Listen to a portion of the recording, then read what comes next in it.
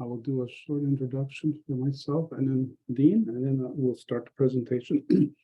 I've been with the Resource Center for 6 years now, 2 years as the manager for the Prairie provinces. I have over 30 years experience in land management, government design, land claims, also participated in technical knowledge studies and a little bit of the National Energy Board process as well, working with my community, Long Plain First Nation, a signatory to Treaty 1, located between Brandon and Portage la Prairie, and located near Portage la Prairie between Brandon and Winnipeg in southern Manitoba. And I'm sitting here in Winnipeg. I'm not out in my trailer. I wish I was. I have a trailer too. Catherine, it's a wonderful office, isn't it? Sitting in a trailer. So I'll pass it over to Dean for introduction. Thank you, Eugene. My name is Dean Bear. I'm with the First Nation Land Management Resource Center and have been for almost 2 years. And prior to that, I was a land manager with my own community at Muscadet First Nation, and that's where I'm coming to you today from. And during that time, I was able to work with my own community as a land code community and help move forward on a number of issues, and looking forward to helping participants today understand what the framework agreement is, what a land code is, and how it benefits communities. Thank you. Okay, I'll share the screen now then. Let's see. Hopefully this works properly. It's supposed to. That looks good. Okay. I think you can see this now, right? Okay.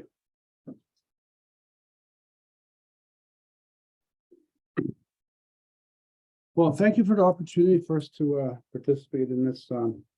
It's fantastic that it's the first project led by Indigenous people, and it's interesting and maybe not too surprising that it involves two communities that do have their own land code. I'm going to present on the broader, I guess the broader context, historical background of the framework agreement, and touch on a little bit on the broad aspects of the land code, and then Dean will go into more detail. So starting off with the First Nation people, they view themselves as sovereign nations. We've been on the land since time immemorial, of course, stood equal to any other nations in the world. Sophisticated social structures included our own legal systems and laws of lands and resources. There's a fundamental connection to the land. Our identity is intertwined with the land. Of course, there are places in the provinces that are named after First Nation names for rivers, lakes, waters, that sort of thing. And I think what's really important is that there's a couple of conclusions you can draw from that history. One of them is that the Indigenous people knew their land, water, sky, plants, and animals. And it was a matter of survival. They had to understand their environment, and they had to understand how to thrive in it. And as an example of their adaptation and skills, let's say, if you look at a traditional birch bark canoe, you find out that it outperforms an aluminum canoe. How did that take place? While observing, experimenting, basically using a scientific method to come up with a way to develop a canoe. Another conclusion you come up with is the plants and animals were designed to thrive in their Indigenous environment. And there are many examples of that. Of course, many of you would know that. One example that I can think of is elk farming. It has proven to be kind of difficult to do that. And one of the reasons is because elk will travel hundreds of miles to eat certain plants when they are sick. And the natural range of animals is related to their diet. One thing that's unique, of course, with this biosphere is the saline lake. I'm not sure what the connection might be there in if you know how the pelicans that are there or the bison that were there, how they need that saline. But being unique, I wouldn't doubt that there's some type of important value for that environment. And of course, food sovereignty is very, very important for First Nation people and all Canadians when it comes to our diet. Within Saskatchewan, there are 6 treaties, 6 of the numbered treaties, and there are 9 First Nations with land codes in place. We refer to them as operational First Nations. I don't know if it's kind of hard to see them there, but the color is the black dot there. You'll see Kiniston, Lac Orange, Flying Dust, Mistawasis, Muskeg Lake, of course, One Arrow, Whitecap, and Rakawishtahau further south. And then there are 4 actively developing their land codes. One of the things you'll notice about this, or maybe you may ask, how come there's 6? Well, it's because the treaties predated the establishment of the prairie provinces. The treaties were there first. And regarding the treaties, there's quite a similarity between them. There are some differences, but overall they have some very common themes and objectives. Like I said, if you look at a map of the treaties in Canada, you'll see some in the east, some in the west, but the bulk of them really are in the prairies. And they basically eventually formed and guided the way the provinces in the prairies were established. And there's some key points arising from those treaties. I encourage you to read a couple of them. They're not hard to read. That's the best way to get a feel for them. You'll see the sense of the intent of those treaties. So going through the original spirit and intent of the treaties, they're solemn agreements between the heads of state and Indigenous people. They recognize the prior occupation of lands by Indigenous people. They opened the territory for settlement. They established a partnership based on mutual respect of culture, economic freedom, social support such as health and education. They intended to preserve our livelihood, hunting, fishing, trapping. Many of the first court cases regarding treaty rights were on hunting, fishing, and trapping. Agricultural harvesting and gathering. They provided livestock, a land base, of course, and they intended to provide support to. There were quite a, some people don't realize there's quite a bit of economic discussion and negotiations in this treaty relationship. If you look at it carefully as an economist or from an economics perspective, you see that it included capital equipment, working capital, basic supplies at current market prices. There's cost escalator clauses, and also an important one, enforcement of laws to protect against external threats. For example, alcohol is in all of them. And also in Treaty 6, there's the medicine chest clause because they had a concern regarding diseases. So these arrangements, they were intended to provide the First Nations with equal opportunity to thrive in the newly formed Canada. There was a respect and it was a partnership. Unfortunately, the Inuit came along a few years after the first 6 treaties. Canada received self-government in 1867 through the British North America Act, which is now called the Constitution Act. At that time, there were only 2 provinces. The prairies didn't exist yet. But at the constitutional level, what was done was that the federal government was given the legislative authority over Indians and lands reserved for Indians. So that's where the Indian Act came from.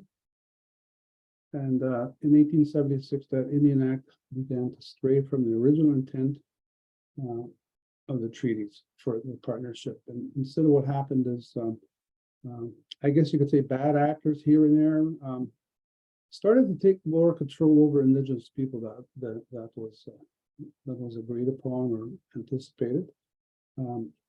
In areas of culture and religion, education, community location and development, health, land and resource management. There were forced surrenders of reserve lands, expropriations by utilities, other things like that. And of course, it has resulted in quite a bit of damage and abuse over the years. One really notorious example is veterans' lands. All of the veterans were to receive a homestead when they were done their service, except for the Indians. That homestead was taken out of reserve land instead of fresh lands like it was supposed to be for everybody else. In some cases, unfortunately, entire communities were uprooted. Various things, but I think we know that history. Indian residential schools as a mixture of culture, religion, and education. So that kind of legacy, a lot of it was was affecting more than lands, but we're going to focus here on lands. And there was a group of 13 First Nations that were operating under delegated land management authority under the Indian Act for a while. But that wasn't enough. They required full lawmaking jurisdiction. So they began negotiations and eventually reached an agreement.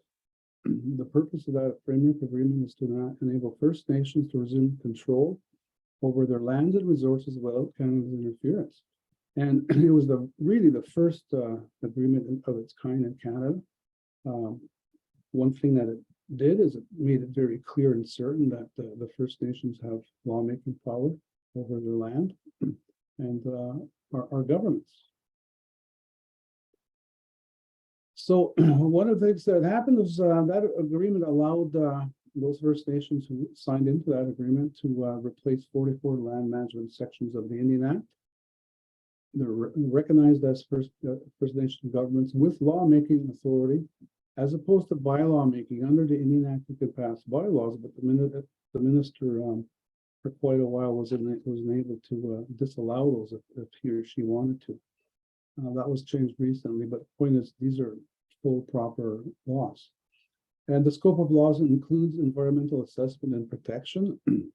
An item that's important there, Dean will speak about the scope of laws later, but one item that's important is the ability to value the environmental assets. Right now, Canada and the province determine what's important, and they also try to determine what's important for us as well. So that's something that could be addressed through a land code, which enables you to pass further laws. The framework agreement also recognized UNDRIP, the United Nations Declaration on the Rights of Indigenous People. It was actually the first agreement and then first law that did do that. There are 108 signatories. There are 108 First Nations that have a land code in place, what we refer to as operational communities. There are 108 now. There are 2 in Alberta, 9 in Saskatchewan, and 8 in Manitoba. And you can see from, it's kind of hard to read this. There are quite a few in British Columbia and in Ontario. British Columbia has quite a bit more First Nations than the other provinces. And the other thing too is that in British Columbia, their land is under more pressure. They're closer to towns and cities than in the prairies. Some of the I'm not going to read all of this, but there's some key benefits from the framework agreement. It eliminates the provincial ability to expropriate land, and that's very important. It also really, really restricts the federal government's ability to expropriate First Nation land. Canada continues to be liable for previous acts and omissions. For example, they still have to settle land claims. They still have to deal with environmental issues that occurred under their watch, under the Indian Act. And the First Nation lands continue to be reserve lands within the meaning of the Constitution Act. And that's important because the nature of the lands has not changed. And finally, I think for this group, one of the most important changes is a recognition of First Nations legal capacity to acquire and hold property, to borrow, to contract, to spend and invest money, to exercise its powers and to perform its duties. This enables the two communities that you're dealing with in particular, and any community with a land code, to directly establish working partnerships, whether that's with other governments or industry or collectives, farm co-ops, whatever it is. That's not possible under the Indian Act. The Department of Indian Affairs, or ISC, as it's now known, has to approve of a lot of those transactions, and of course that slows things down. The First Nations are enabled to directly engage in these arrangements. Just quickly, why would you have a land code? Well, First Nation and the members are empowered to make decisions according to their land code and laws that are made by the community. The communities design these laws. The land code recognized the inherent right of the First Nation to be recognized government decision-making bodies over their lands and resources. They do not have to seek permission from Canada or provinces to engage in intergovernmental relations. The First Nation has power and jurisdiction to replace a part of the Indian with its own First Nation made laws. It supports decision-making to take place at the speed of business, increase transparency and accountability to the members and citizens of the community. It protects reserve land base from ever being diminished in size or in the quality. That's the end of my presentation. I hope I didn't go too fast or too slow.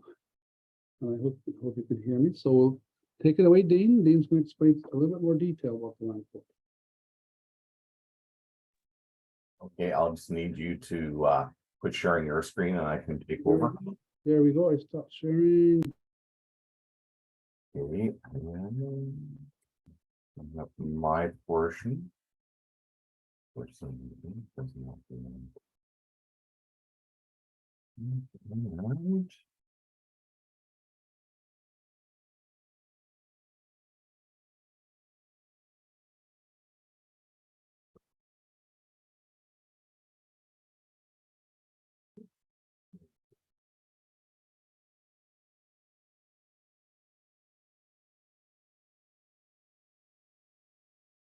some reason it will not. Okay, sorry about that. Here we go. Okay, hopefully everybody can see my screen. Now it looks like it is. It's up on everybody's screen. Thank you very much, Catherine. So what I'm going to touch on now that Eugene has gave us a little bit of a background about what the framework is and where communities gain their authority for a land code. I'm going to talk about what a land code is. And it comes down to being the fundamental First Nation law for land authority and land management, and it replaces approximately 44 sections of the Indian Act dealing with land management. And when you look at the Indian Act, there's approximately 120 sections that deal with all sorts of things with regards to how people are governed, basically from the time they're born, almost basically to the time they pass away. And the land code just covers land management sections, but there are quite a few. So we'll get into that. And what changes when a community decides that they want to adopt a land code, when they successfully pass their vote to adopt a land code. So what it does, it removes the authority of the Minister of Indigenous Services over reserved lands and resources, and it becomes the First Nation, the Chief and Council, the community and local land committees that become the lawmaking authority for the First Nation. First Nations can resume their inherent right to manage their own lands and resources, as Eugene had mentioned, and recognized as a government. And for many, many years, our people understood that you had to make sure that you weren't taking too much. You only took as much as you needed for that time. So that was a form of land management prior to treaty and First Nations contact with settlers. First Nation has recognized lawmaking powers and jurisdiction, and it doesn't require any sort of permission to govern and pass those laws, so they don't have to ask the Minister of Indigenous Services if they can pass a certain law regarding land management in their communities.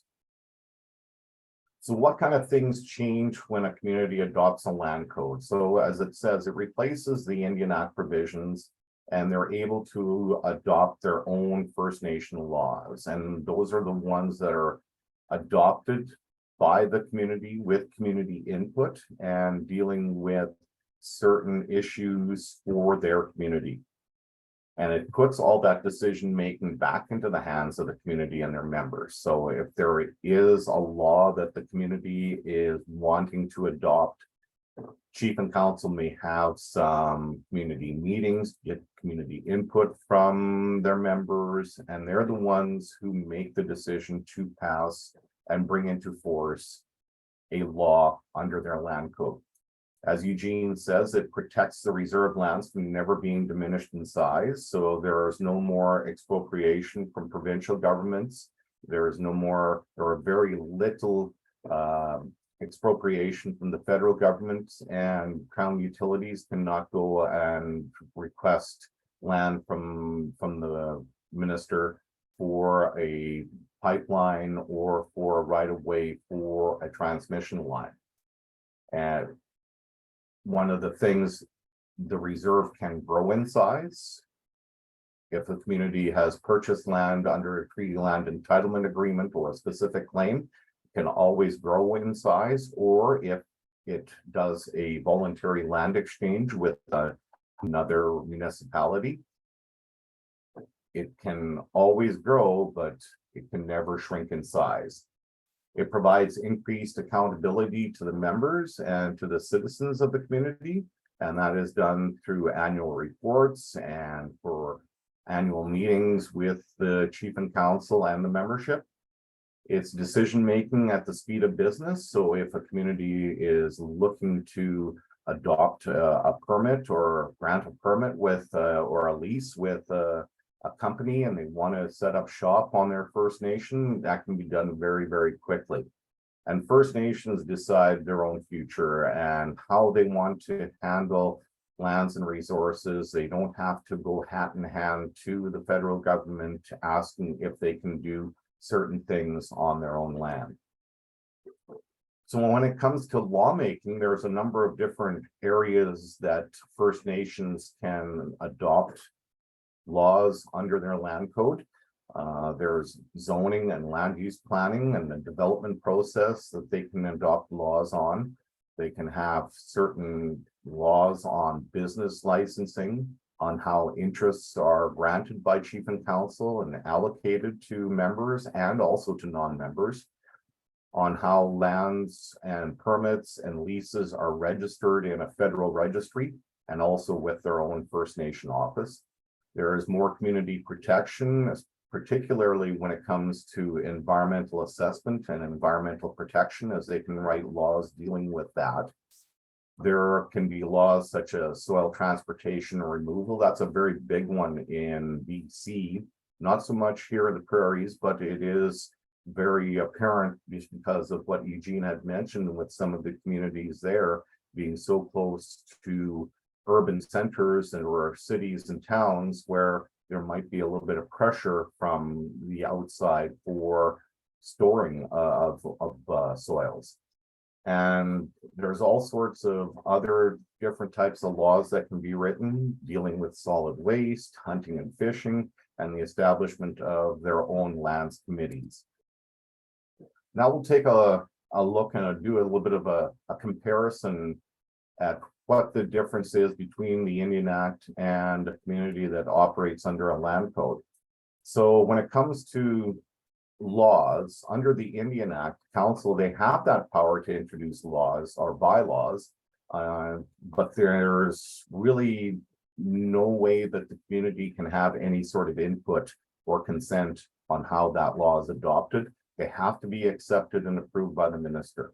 Now, under a land code, council is limited to the type of laws it can pass on its own, but laws can be passed and ratified by the community, and the community can have input into what goes into that law. And once it's the land code is ratified, any member can propose a law to council. Under land use, ISC, they're the ones who can basically develop land on the reserve without the consent of membership. Under a land code, community input is very valued, and it can be done without ISC involvement, and it's proved to be more efficient management of reserve land.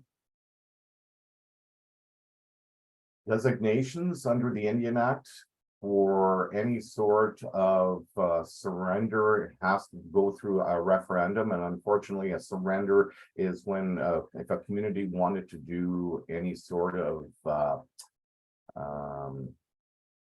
economic development, maybe put up a mall or a gas station, they have to surrender that parcel to the Crown and then be able to do that sort of lease and do a head lease with the company, and then do the development. Under land code, the First Nation is that decision maker with regard to the lands and resources, and there's no sort of surrender or designation vote that's required. With leases, council, they can, with the approval of the ministry, they can negotiate long-term leases up to 99 years in designation. The only problem is it can take quite a long time for the minister to finally approve those, because they under the Indian Act, it's the minister who finalizes those with his approval. It can take sometimes 6 months to a year. Under a land code, this can be done very, very quickly. Sometimes it will take less than 2 weeks from the time that a lease is pondered to the time that it is finalized and approved by chief and council. Granting of land and interests, there's no process under the Indian Act on how council may grant interests, and it uses in land interests or uses in a fair and transparent manner. But the process for granting interests or uses can be designated under the land code and implemented to meet the needs of that particular First Nation. When we talk about timeframes of land processes, registration of instruments under the Indian Act can take sometimes up to 120 days. Environmental assessments can take up to 9 months, and permits under the Indian Act can take as long as 75 days. Under land code, it's very, very quick. Registration of an instrument in the First Nation Land Registry can take almost just a day. Environmental assessments can take as little as 10 days. However, it can take longer if you want to make sure that you're going to do your due diligence. And for permits, 14 days. And for a decision and making an authority, decisions, they can get delayed by having that additional party, the minister, requiring that approval. But under the framework agreement, control is exercised locally, and it provides direct authority to the First Nation, and decisions are at the First Nation's discretion. So some of the pros of First Nation land management, I'm not going to go through every one of these, but I guess some of the bigger ones, and Eugene kind of touched on that, a couple of them, is the First Nation is recognized as the government and the real decision maker over the lands and resources. There's the ability of the First Nation to protect their environment. In some cases, in some communities, particularly in BC and in northern BC, they don't get into the framework agreement or land code for economic development opportunity. They're doing it to protect their First Nation lands from outside possible pressure of development or deforestation, or making sure that the pristine lands are protected and stay pristine as much as possible. There is recognition in Canadian courts of First Nation laws, and actually now here in Saskatchewan, just recently, the provincial government amended the Summary Offences Procedures Act, whereupon it allows First Nation laws that are written under land code, and also Indian Act bylaws for that matter, to be adjudicated, recognized and adjudicated in provincial courts. Up until now, that had no avenue in the provincial court system. It had to go through Court of King's Bench, and now it can be done through the provincial court system. And there's the ability to appoint justices of the peace to hear and adjudicate those First Nation laws. And I guess one of the big thing that a lot of First Nation look at, it is more efficient management of First Nation land. Challenges, I guess, when a community decides to go and take a step outside of something they're accustomed to for many, many years, there are going to be challenges. And some of the ones that we've seen over the years, there will be that full responsibility and liability that the First Nation is taking on for making all those future decisions.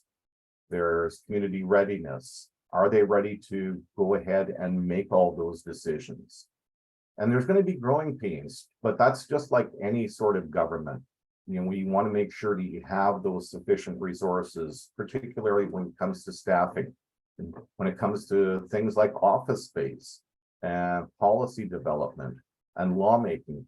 There is a lot of hard work that goes into it by the communities. Sometimes it takes 4 to 6 years to go through that transition phase. Some communities have said to us it takes 10 years to go through that transition phase. It's not a turnkey process. However, one of the things that the Resource Center does offer to communities, we provide ongoing support to all the communities when they are going through the developmental stage in looking to adopt their land code, or once they become operational. And those resources are still made available to communities because we have over 100 First Nations all across Canada that have their land codes, and they all do basically the same type of work, but every community is different in the challenges that they face and the challenges that they have faced in some of the work that they've done. And everybody has said to us, if there is something that we have done, we don't mind sharing it with other communities who are looking at doing the same thing as maybe we have. So that is one challenge that can be overcome by First Nations. Some projects that communities under land code have undertaken, there have been green energy initiatives that have been done by communities all across the country. Ecotourism falls into place. Sustainable resource management projects. There's creation of new laws and different land management policies. Food security planning, that's a big one, particularly now that a lot of communities are looking at different ways of being able to make sure their communities are fed properly. Environmental protection initiatives, and that is one that, as part of this project, both communities want to be able to protect their environment and protect the lands and resources that go along with it. And transportation improvements. So I'm going to touch on a few of these success stories from across the country.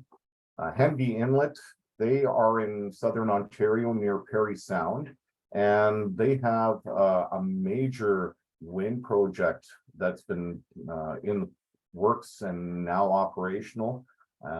They've got, I can't remember how many different wind turbines on their First Nation, but they are generating power. They're doing it sustainably, and they are selling power back to Ontario Power. My own community, Muscoday First Nation, we were one of the original First Nations, the third one in Canada, and the first one in Saskatchewan to adopt a land code. And in 2015, we won Canadian Institute of Planners Vision and Planning Award for our land use plan work. And with our land code in place over time, the community has seen increased participation in traditional and cultural heritage activities. Our powwow has become quite huge, and it is a traditional powwow. It's been able to generate more interest in people learning their own language. And one of the things that I saw in my time as a land manager, the growth of land revenue quite substantially over 23 years, and there's greater security of land tenure. So that has helped in that increase in land revenue. Sioux First Nation, which is just outside of Victoria, they have a large solar project, and it's one of the most solar intensive ones in the Aboriginal community in the world. There is a number of tourists that come and take a look at what they've done. It's a lot of self-sufficiency. The community consumption in their houses and community buildings is down 75%. And it also has seen more culture and language revitalization. Whitecap Dakota First Nation, they are just south of Saskatoon, and they have, since they've adopted their land code, they've been able to build a large and very, very attractive resort that has the hotel, the golf course, spa, and casino. And they've been able to generate millions of dollars in capital investment and annual revenue. And their unemployment rate has dropped significantly, down to less than 5% over the last 15 years since they've become a land code community. And Westbank First Nation in the BC Interior, Okanagan, they have been able to move forward with a number of opportunities, increasing property values. There has been a higher standard of living within the community. There's more capital investment with their lands and increased community pride. We have a number of resources that are available to participants. We have our website, which is listed on the screen, and we have a number of resources there, not only for our operational communities, but also for developmental, and also for communities who are interested in becoming a signatory to the framework agreement. We have a video channel where there is a number of webinars that our organization hosts through the year. And also we have a podcast. It's called Land Decolonized, and that explores the framework agreement and also some of the other success stories from communities across the country. And that's available to anybody who wants to learn a little bit more about land governance outside of the Indian Act. That's the end of our presentation for today, and thank everybody for attending. And if you do have any questions, feel free to ask them now, or you can get a hold of us through our contact information that's up on the screen.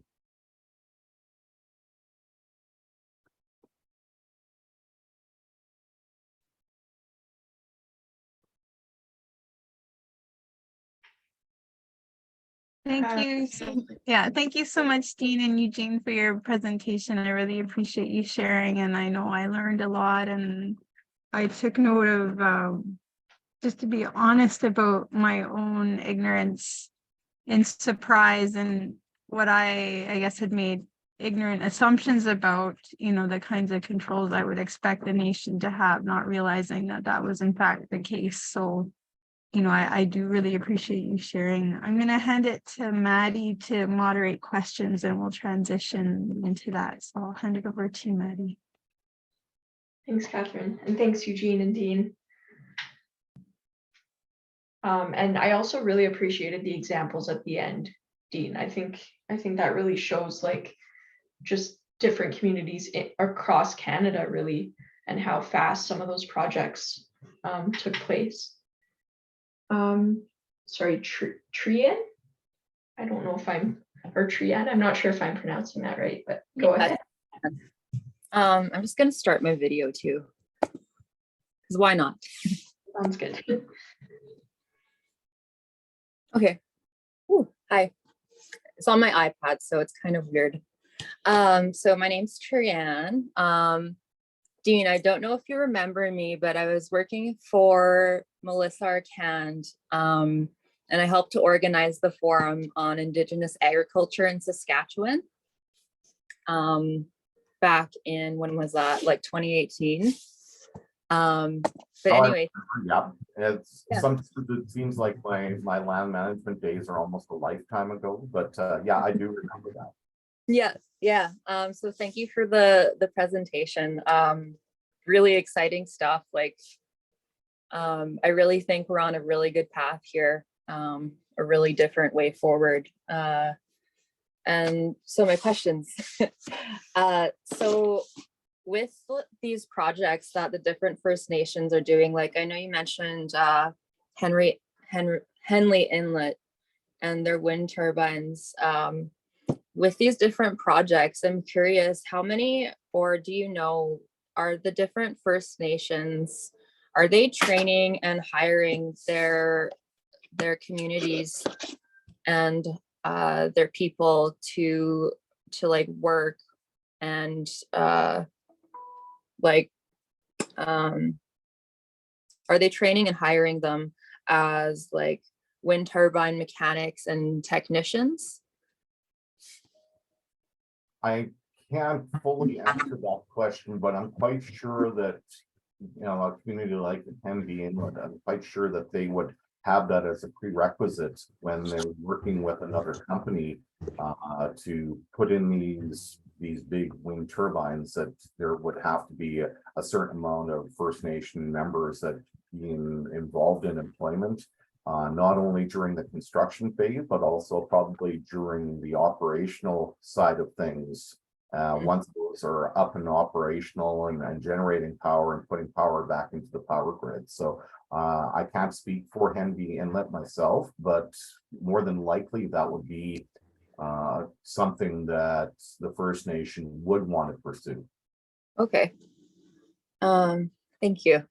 And my next question, if I'm not taking up too much time. So like I used to work in environmental consulting and I was a technician. And one of the things that really struck me was what I noticed was a lot of the time, you know, the laws and regulations in place weren't very strong. And so I'd be doing these assessments and, you know, I'd be noticing like they weren't super effective. So yeah, you know, you were doing the baseline assessments, you're doing the monitoring and everything, but they weren't super effective. So I know you mentioned that with the land code, the environmental assessments could be 10 days to speed up the process of like putting that law or regulation through. So when it comes to developing these land codes, do you have an idea, or like has anyone done it so far with the environmental assessments, and like who would do the assessments? Is it somebody locally or is it like somebody externally sourced? Well, in Saskatchewan, there's only one community that I can think of right now that's gone as far as on an environmental side of adopting any sort of a law, and that's Whitecap. And what they did, they adopted provincial regulations and provincial law. And that's one of the things that a land code and the framework agreement does allow, that you can adopt provincial regulations and provincial law, because a lot of times provincial standards are a little bit higher than federal. So you can go that extra mile and do that. Other communities, they're working on it. It takes time, unfortunately, and sometimes the communities don't have all the resources that they need when it comes to capacity. So sometimes you do have to hire outside companies to help with these things, and it is one of those things where you've taken that step outside of the federal side and you're not too sure, but you have to use something to help back you up, like provincial law. And Mhm. And then it's like kind of about finding somebody that you trust to be able to help you with those assessments, I guess. that's right. Yeah, you wouldn't be partnering with somebody that maybe you've never worked with before. So it's one of those comfort levels. Yeah. Okay, cool. Thank you very much. You know, the other part of that having the ability to develop your own assessment process, like I mentioned earlier, you can determine the value of certain assets, which also means you can add an extra level of protection to certain things you're interested in your community. You may want to protect water at a certain level that varies a little bit from federal and provincial levels. Because it's not a matter of picking federal or provincial laws to apply. You can pick either or, and you can combine them, and you can come up with your own way. So those firms that, you know, like Dean's mentioned there, you know, you're only going to work with a firm that understands how you want to do things. And you're also only going to hire a firm that's going to follow your law. And that's the difference. Your law, not somebody else's law. And you can customize that law. So that's what gives the land code communities a really important tool for their environmental regimes.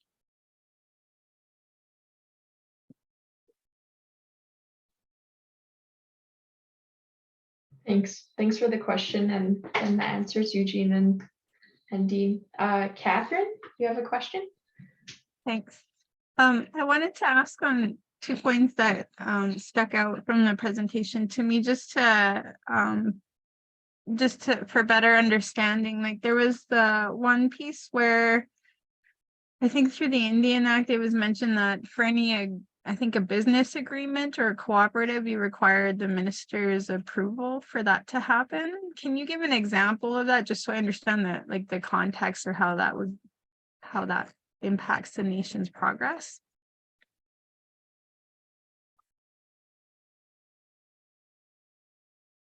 You want me to answer that one, Dean?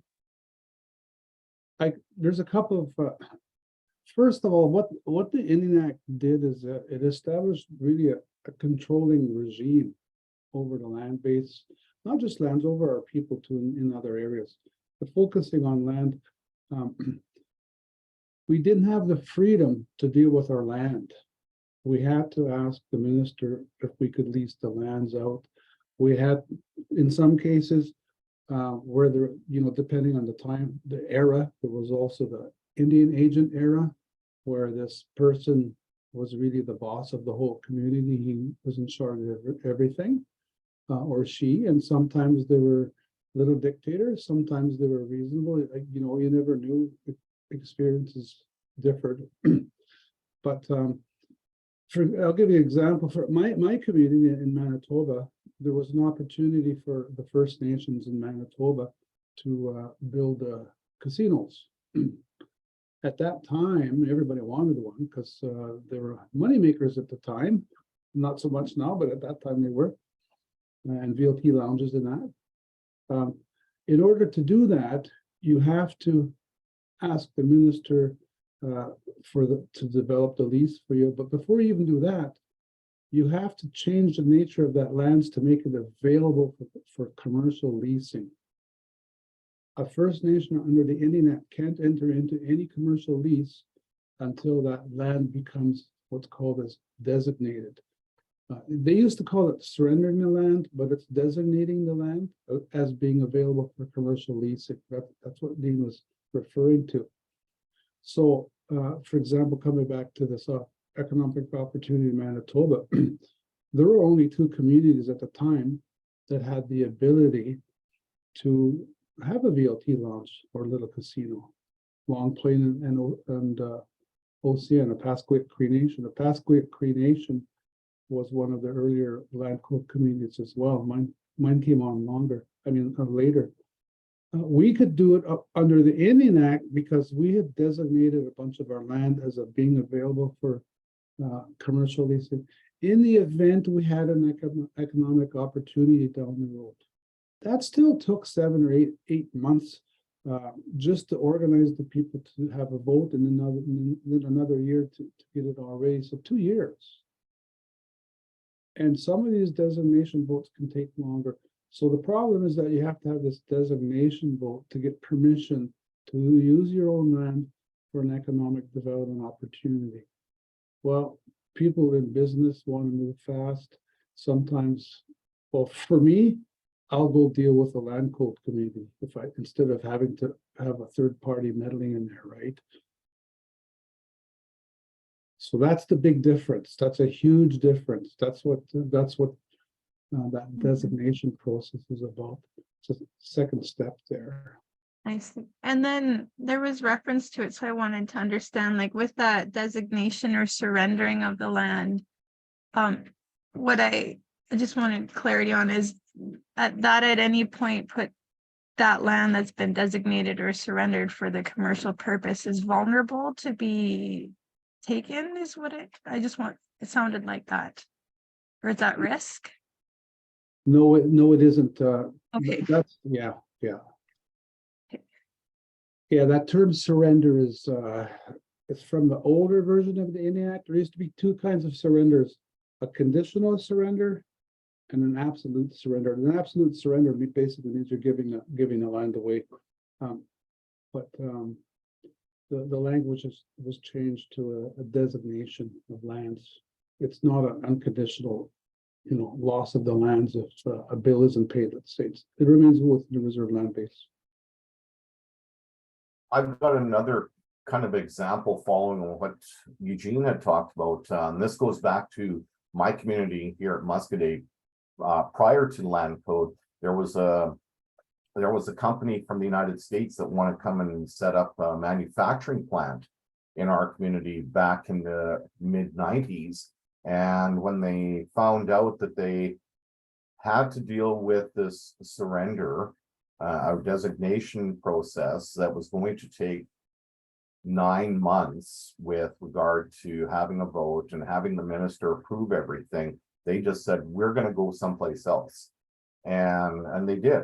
And I'm going to fast forward to 3 years ago, 4 years ago, there was a healing, kind of like a healing lodge that was operating at a different community, and they wanted to move to Muscoda. It's called White Buffalo Youth Inhalant Treatment Facility. And when they found out how long it was going to take to actually set up, from the time they came and looked at the property to the time they got their doors open, it was 8.5 months. So when they signed their lease, they said, we may look at some long-term expansion, and they did a $7 million expansion 2 years ago. So. Thank you. Perfect. I know we're going a little bit over time. So if anyone does have to leave, I really appreciate you joining our first webinar. And also just feel welcome to follow our Facebook page, Bridge to Land, Water, Sky. We're on Instagram, TikTok, and Facebook. And if you have any ideas for any other events, feel free to email them to us. So we do have another question here, Roland. If you want to go ahead. Thank you. Tanzadine and Eugene, thank you for your talk and opening our eyes and sharing your knowledge. It's always a pleasure.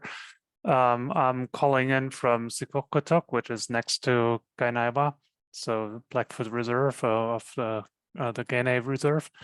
I was wondering, Dean, you kind of alluded to the fact that having your own land act has a lot of advantages, but there's challenges to implement it. And I saw the list that Eugene presented, and it seems like it's still a long list of First Nations that would have to go that route.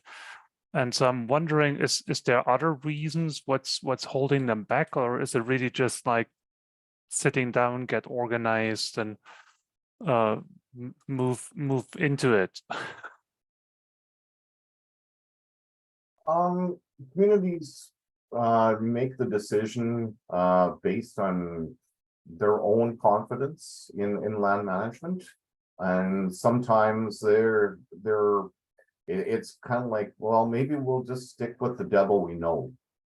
Just because they've been used to working within the confines of the Indian Act for so long. They get used to it. But every community is different.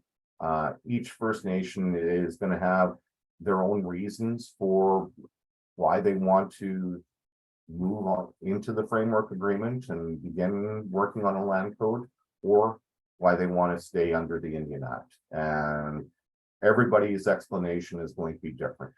So that's the only answer I can kind of give for that question, because I can't speak for 640 First Nations across Canada. I can only speak for what happened in my community. We just wanted to have more authority and make our decisions instead of somebody 2 time zones away. And is there kind of for communities that are interested in going this route, is there some form of support from the nations that have already done that in terms of like experience sharing, or is this for the community that wants to go for it to reach out?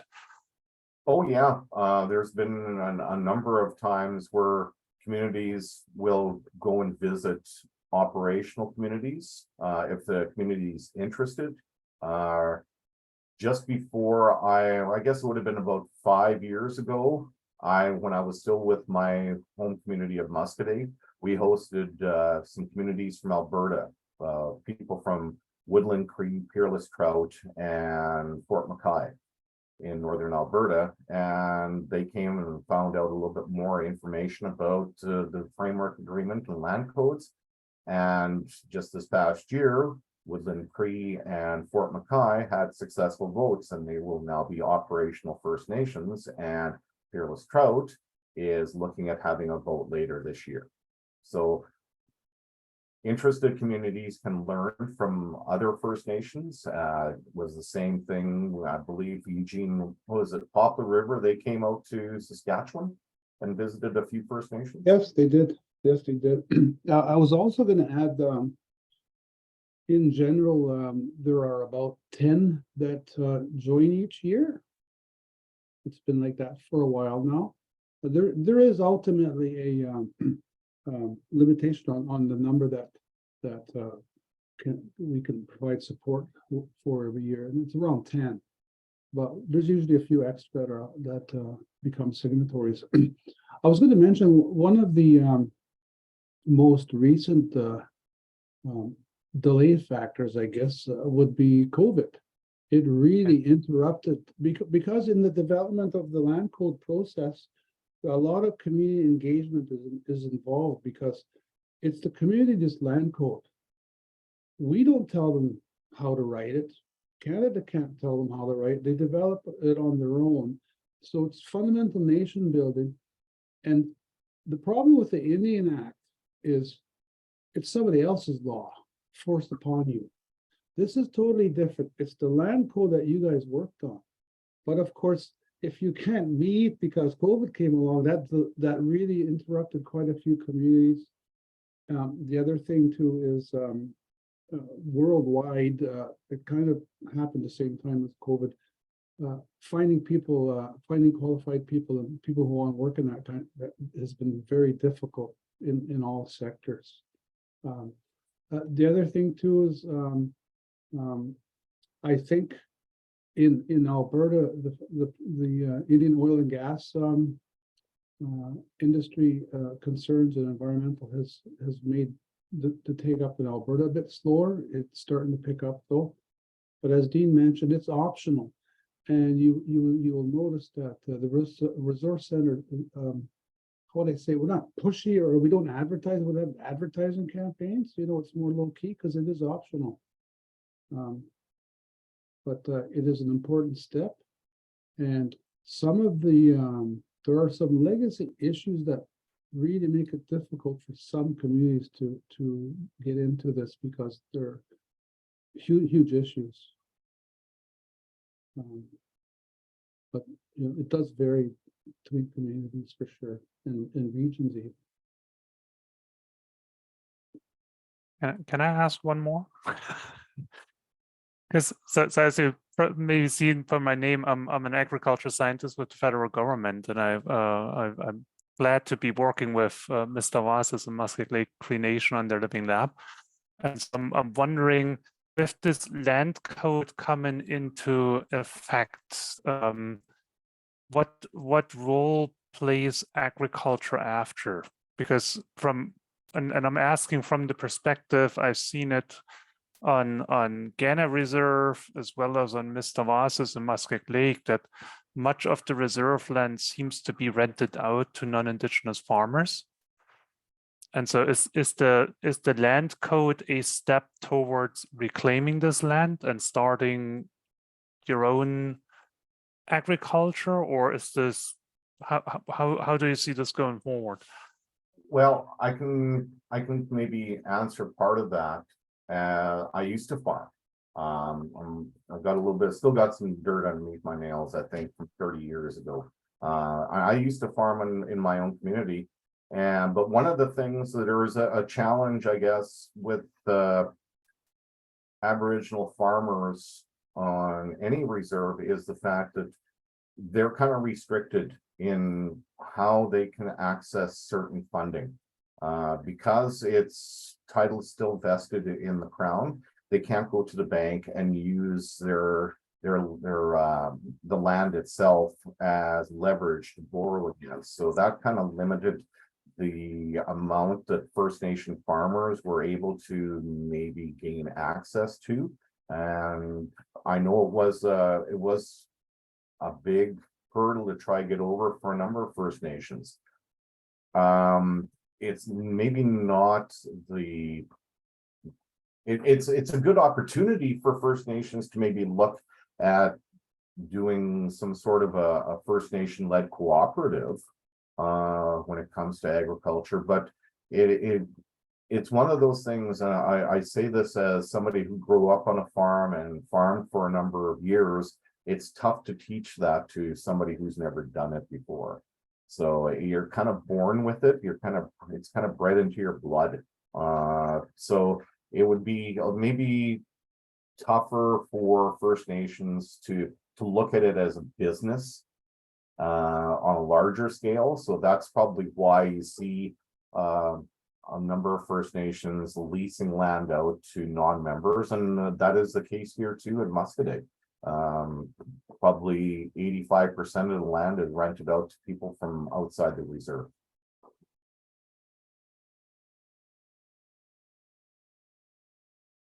Thank you. Nitsini Itaki. Perfect. Well, we are running a little bit behind, so I'll just give it back to Catherine here to close this afternoon's webinar. And yeah, thanks everyone for joining. Yeah, thank you again, Dean and Eugene, and thank you, Maddie, and for everyone joining. I'm just gonna close. Thanks, Roland.